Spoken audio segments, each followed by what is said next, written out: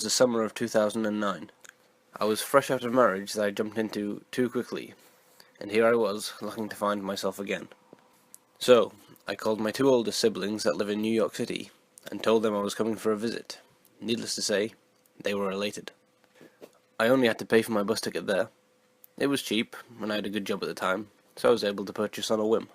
Gleefully, I packed my suitcase so full I could barely zip it, with all my favourite summer clothes, jewellery, makeup, etc.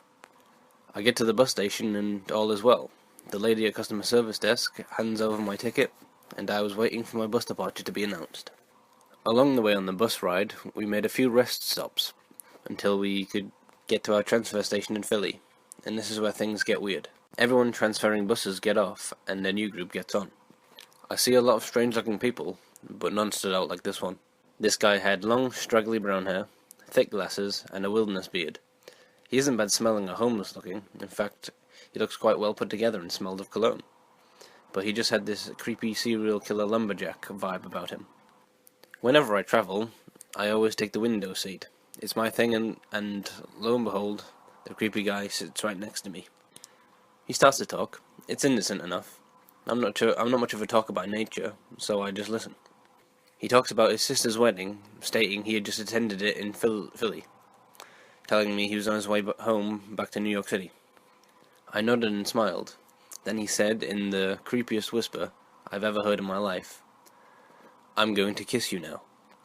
And, before I could respond or react for the matter, he planted his lips onto mine, and his scruffy beard scratched my face. I yelped in horror and punched him as hard as I could in the arm. He let out a loud laugh and said that he loved me, and that he knew I was the one. I've never seen this man a day in my life, and I didn't know him from a can of paint. It became very clear to me that this guy was mentally disturbed.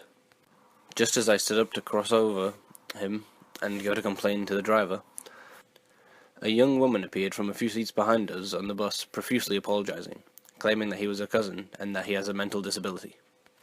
She offered to trade seats with me, and I accepted. The whole time he's laughing, and his laugh gets louder and more disturbing.